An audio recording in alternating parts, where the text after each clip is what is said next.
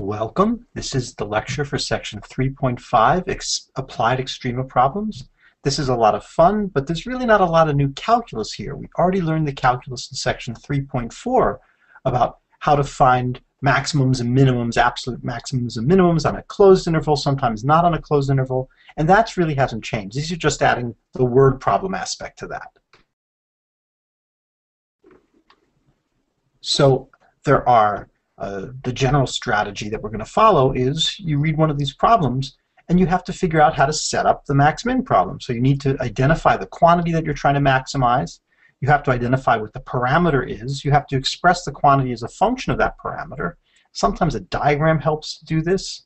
And be sure that you know the domain. If we can make it over a closed domain, if the parameter is over a closed domain, that's always easier because then we have the extreme value theorem. We just have to find the critical points and the endpoints and test those.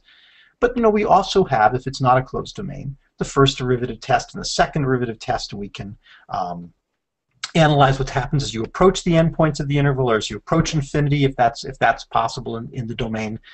All of that stuff is the calculus that you've already seen in the previous section. But now, once you've set up the problem, the calculus is the same. And then once you get an answer and you find that absolute max or min, you have to be sure, go back and read the question and be sure you're answering what the question asks. Sometimes they want to know what the maximum value is or the minimum value is. Sometimes they want to know what the parameter has to be to achieve that value. And just like all these things, it's just a question of reading it, being sure you understand how to interpret what you're doing, what the math that you're doing means in the context of the problem. So that's all very general. We may come back to this page to look at it, but I think it's going to make a lot of sense if we just try a few problems and see how that actually applies. So in this problem, it's a very common one. We're fencing a rectangular garden, and we want the garden to be 1,200 square feet. And so one thing we know already, the area of the garden is not, we don't have to maximize that. It's going to be 1,200. But what we don't know is what the dimensions of the garden have to be, the length and the width. Maybe we call them x and y. I'm just going to write length and width. But what we do know is that since we're building it next to this building, and the building is 100 feet wide, presumably the length is not anywhere near 100 feet, although we'll find out. But if it were 100 feet wide, it would only have to be 100 feet long. It would only have to be 12 feet wide. That doesn't sound plausible, but we'll see. But the one things we do know is that the length times the width has to be 1,200. That's the area. And the thing we're trying to minimize, right, we want to find the garden that minimizes the amount of fence that we need, and we don't need to put fence on the side that's next to the building. So the length of the fence is going to equal length plus 2 width. I hope that's clear. You have to build the fence. You have to build the fence here. You have to build the fence here, and you have to build the fence there. So that's length plus 2 widths, right? And that's the thing we want to minimize. Now we'd like to get this as a function of a single variable. I guess I could either let the variable be the width or the length. I have to pick one. I'm going to pick the length, but I don't need to. I could have picked the width. And I'm going to call it x. I could call it L, but L's look too much like 1, so I'm going to call it x. And then the width, of course, is going to be 1,200 divided by x. So my length is x.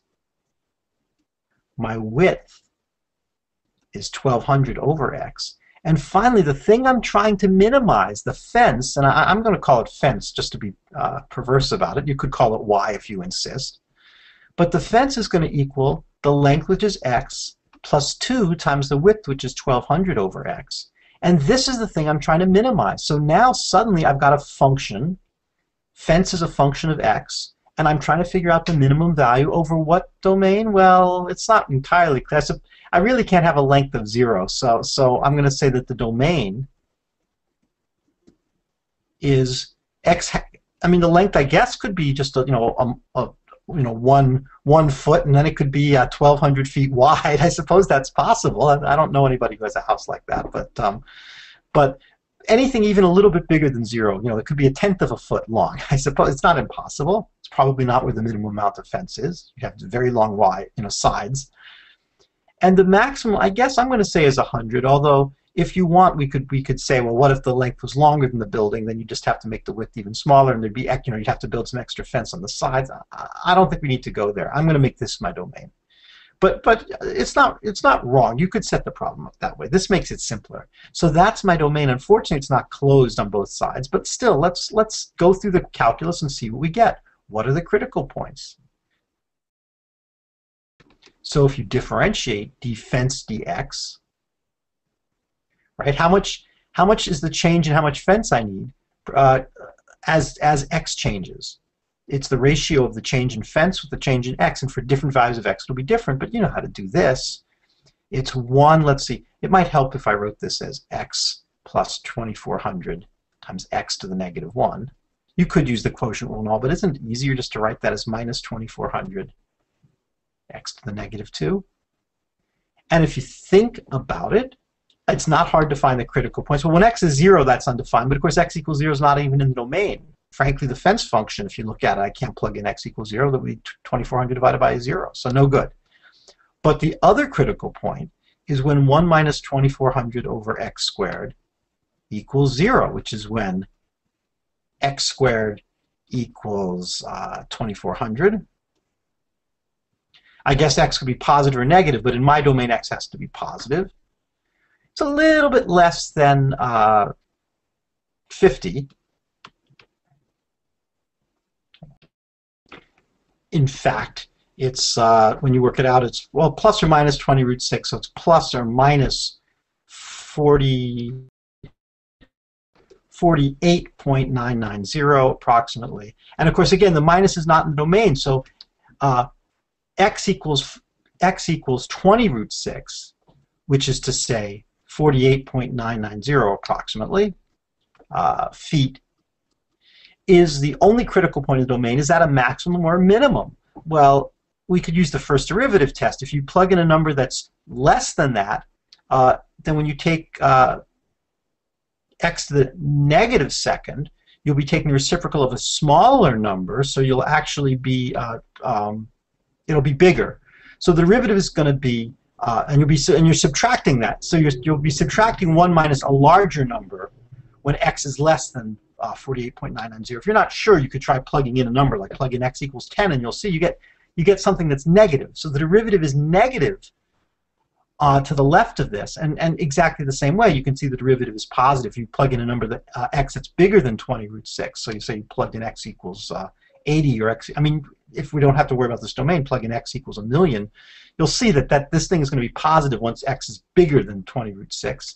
So by the first derivative test, this is a local minimum. It's the only local max or min that the function starting in this domain from anything even a little bigger than 0, it decreases until it reaches 20 root 6, and it increases thereafter.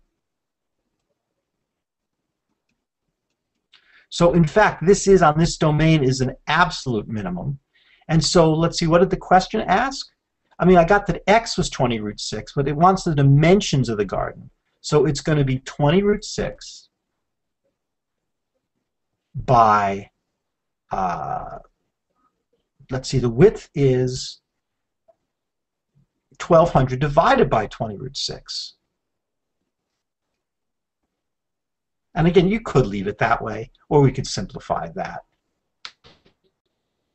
So again, just working it out, that's 20 root 6 for the length, and then it winds up being 10 root 6 for the width. So if I were answering in Wiley Plus, or if I were answering, you know, on a software thing, I would leave the numbers exactly the way they were. On the other hand, if you want to know decimal-wise, it's 48.990 feet long and 24.495 feet wide. And because, you know, you'd think a square would be the smallest one, but because the building is absorbed, you know, we don't have to build fence on one side, it turned out that making the width twice as long was actually the right way to go.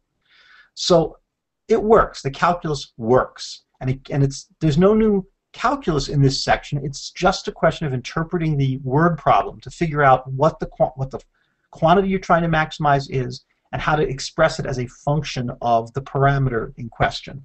And everything else is exactly the same as it was before.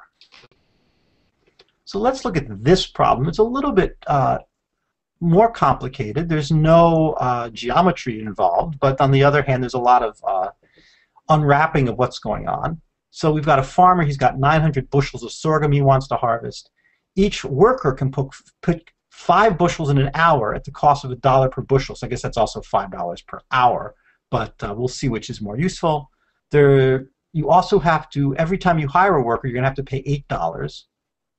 And you also have to have one supervisor for all the hours involved. So it seems to me, and then we're trying to figure out how many workers should he hire. If he hires a lot of workers, on the one hand, they'll be done very soon, and so you won't need the supervisor for as long. On the other hand, each worker you have to pay per hour, plus you also have to pay $8 per worker at the start. So we have to figure out, on the one hand, if you only had one worker, you'd only have to pay the $8 for one guy, but he'd have to work for a long, long time, and you'd be paying the supervisor as well. So there's some tension here. Well, how's it going to all work out to be best? So it's easy to talk in generalities. Let's do the math and find out. So looking at it, it seems to me we have a choice. I mean, what we really want to know is if I hire W workers, how much is it going to cost?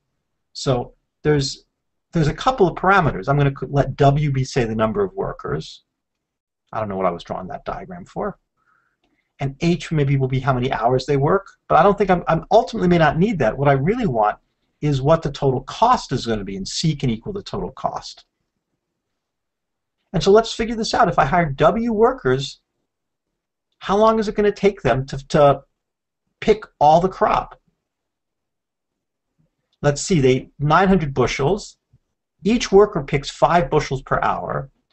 So 5 times W is how many bushels will get picked each hour, times H hours has to equal 900, right? This is bushels per hour.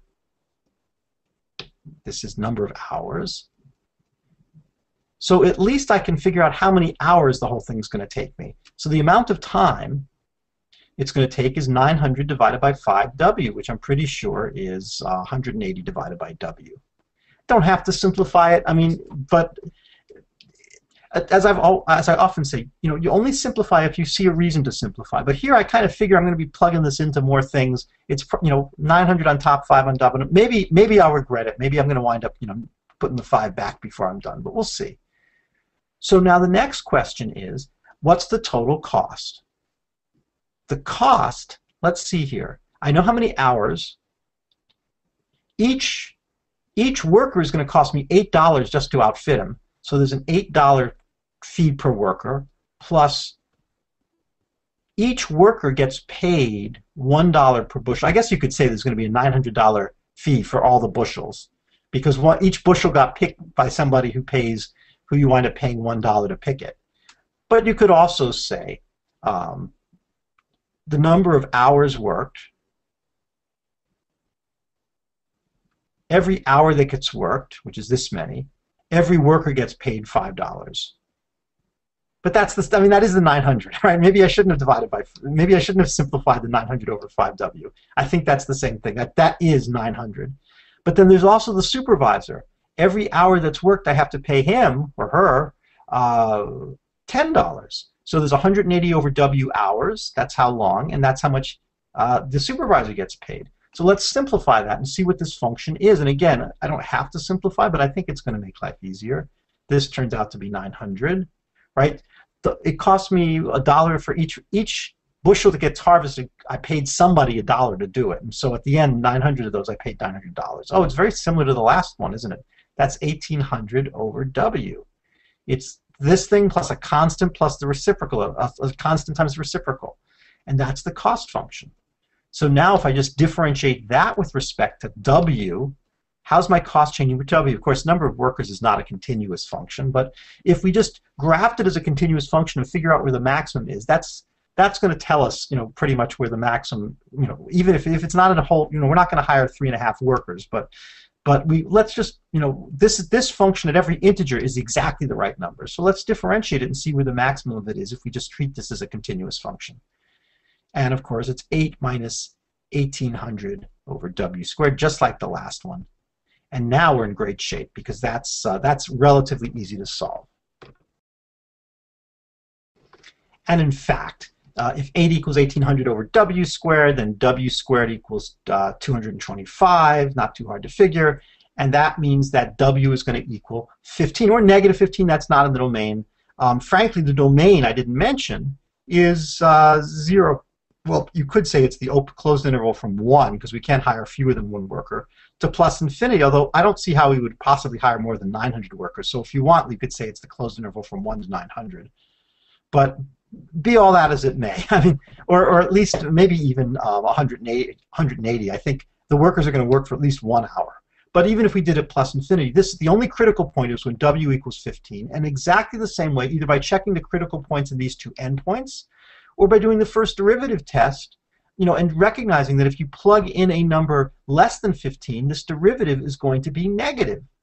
And if you plug in a number bigger than 15, this derivative is going to be positive. So w equals 15 is honestly going to be the number of workers that makes the cost minimum. Of course, now let's go back, and the last thing we have to do is, what was the question? It wasn't how many workers he was going to hire, it was what's the least amount of money he has to pay. Well, so do we just plug w equals 15 into the cost function and figure out what it is? So we actually want to know the answer to the question that was asked is 8 times 15 plus 900 plus 1800 divided by 15, which simplifies. Once you do all that, work it out, it simplifies to 1140. So he's going to have to pay $1,140, and he can. If he hires 15 workers, that's what his cost will be. If he hired any more or any less, he would have to pay more. So that's his minimum cost. I hope that makes sense. We're going to do a few more problems in the next lecture. See you soon. Take care.